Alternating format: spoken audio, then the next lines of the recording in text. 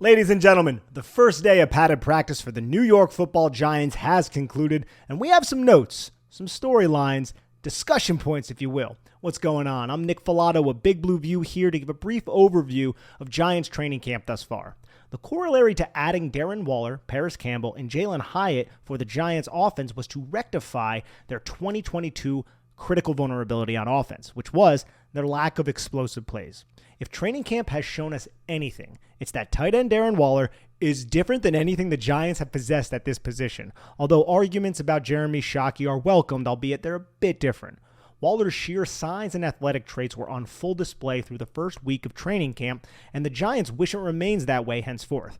Waller's recent run-ins with injuries are of concern. However, Joe Schoen seemed confident in the Giants training staff, which was one reason why he felt comfortable trading for the tight end. Schoen said the soft tissue injuries were down 200% last season. He's quoted, "The soft tissue stuff. I have a lot of confidence in the training staff. Our strength staff, sports science, we felt comfortable with that information and that we had the staff that we have in place to get Waller on the field and keep him healthy."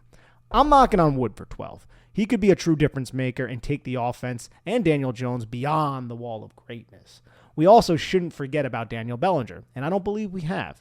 His presence doesn't just ensure a formidable 12 personnel package, but it could also help the Giants keep Waller fresh as the season progresses. Bellinger is competent, and he can spell Waller. He can handle the tougher blocking assignments, and while one never wants to establish a predictable trend, managing the reps of your tight end room, with a tight end room, mind you, that may run 11 personnel 65% of the time, which would be 6% less than last season, needs not just an insurance policy, but a proficient option for different personnel groupings against specific opponents. That's something Mike Kafka will take advantage of. The Giants have options, not just at tight end either. Other than Waller, the offensive giant who has generated the most hype is rookie speedster Jalen Hyatt, who clocked 24 miles per hour in practice last week. I get it. It's training camp. But here are some numbers.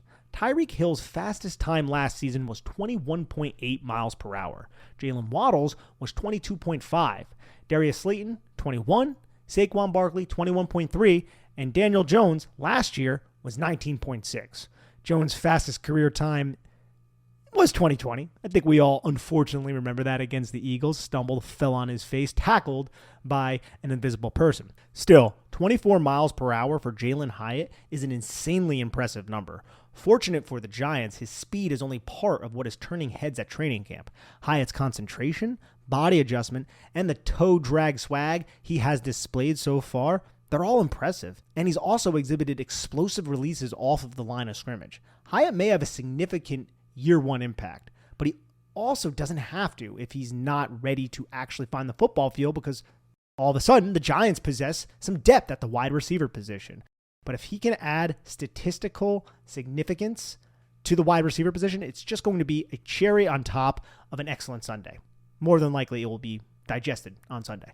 Both Waller and Hyatt have displayed soft hands so far through camp, and the football has found them often, as it has Darius Slayton and Paris Campbell. Unlike last season, the Giants' offense has started hot in training camp, and I've been impressed with Daniel Jones' ball placement, touch, specifically on throws outside the number toward the sidelines. Even though I love and adore this coaching staff and front office, this year, 2023, Daniel Jones is the nucleus of the cell that is the New York Football Giants. Against the odds, Jones won a playoff game, got his money, and is ensconced as the starting quarterback for Big Blue. Jones is the impetus to success. This is a quarterback-driven league, and Jones received new shiny toys throughout this offseason like a spoiled kid on Christmas. Let's see him use them now. If the Giants want to establish themselves as true competitors in an NFC with a paucity of proven franchises, then it is incumbent on the 26-year-old to continue his development. Now, how does he do that? Simple. Well, maybe to explain, but not necessarily to implement. He must let it loose when the opportunities arise. When there's a play to be made down the field, he has to seize that moment. That did not happen nearly enough last season. Also, and this isn't solely on Jones, but the Giants need to start winning in the division. Come on, 1 win last year. That's insane, and a tie. In 6 games last season, Jones in the division, Jones threw for over, that's more than, 200 yards once. and that was the Thanksgiving game against Dallas. And the Giants were trailing in a lot of those matchups. The Giants do not benefit from playing the AFC South this year. They have to win in the division to replicate their success from last year. That mission starts at home week 1 against the Dallas Cowboys. But there's still a long road till then. So, as Coach Brian Daboll preaches, the Giants have to endure this arduous journey rep to rep, snap to snap, practice to practice. There is one person, though, hardly has any professional practice snaps under his belt, yet is turning heads like the distracted boyfriend meme, and that is rookie 6th-round pick out of Old Dominion, Trey Hawkins III. The young player had 3 pass breakups in his first padded practice, is receiving snaps on the first-team defense, and is playing exceptionally well. I'm not trying to be a preemie here. He still has a lot to prove, but with all things considered, impressive would be an understatement for his first few practices. Conversely, first-round pick Deonte Banks, who is consistently going up against the first team, has struggled a bit in camp. He had a few bounce-back plays in padded practice and one beautiful pass defended along the sideline from Monday's practice against Darius Slayton, but the young corner from Maryland still has his work cut out for him. As expected, though, the Giants are cycling their competent offensive linemen into the first-team rotation. They did this last year at this time as well, and it's notable that the Giants had 20 different offensive line combinations throughout last year. Although their offensive line wasn't great, it did have its struggles, they were still good enough to win a playoff game. There's something to be said about that. A lot of credit to Bobby Johnson, Mike Kafka, and Brian Daboll for that fact. And also, in practice, John Michael Schmitz started his 3rd straight practice at center. Look, if John Michael Schmitz isn't the starter and injuries did not befall him on week 1, then that's an issue. The Giants spent some high capital, round 2 pick on John Michael Schmitz. Hopefully, he will be the starter. It's trending in that direction. Evan Neal's first padded practice was a little turbulent.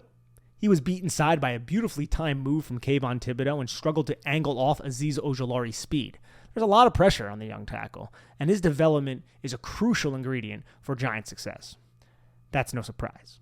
Some other quick notes. According to John Schmelk, TheGiants.com, Tamon Fox had the best pass rush rep of the day. Unfortunately, I didn't have the pleasure of witnessing that, but I'll always hold fond Fox's attempt to decapitate Travis Etienne at the end of the first half versus Jacksonville last season. It was also great to see Rakeem Nunez-Roches, the defensive lineman, healthy and recovered from his concussion sustained in a car accident. He said it best in his press conference. The game is won up front. Bredesen also said the same thing in his press conference on the same day.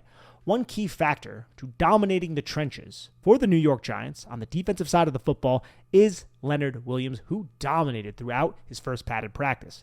The combination of a healthy Leonard Williams with Dexter Lawrence, who we saw last season, that Dexter Lawrence under Andre Patterson's tutelage, could help the Giants get into the top 5 in total sacks. They had 41 sacks last season, ranking 13th.